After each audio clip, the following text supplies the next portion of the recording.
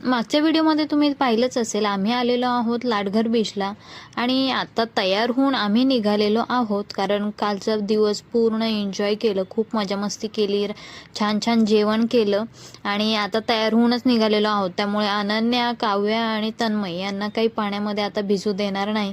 कारण मुलं काय भिजायला लागली की मी पुन्हा त्यांचं ते चेंज करा, आंघोळ घाला.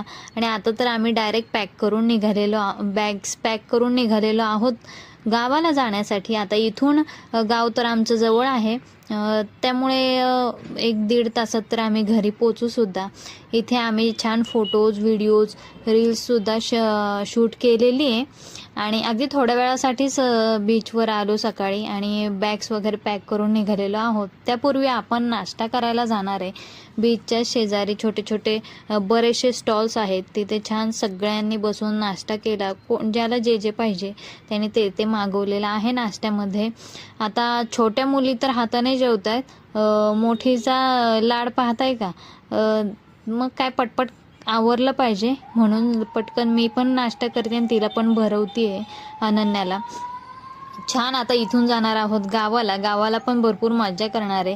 हे एवढा ग्रुप आम्ही गेलो होतो लाडघर बीचला आणि यांच्या घरात आम्ही थांबलेलो आहोत, त्यांची ही मुलगी. आता इथे तर भरपूर मजा झाली. आता गावच्या घरी जाऊन मजा करायची. सगळेजण सज्ज आहेत गावाला मजा करण्यासाठी. व्हिडिओ तर तुम्ही पाहिलेच असतील.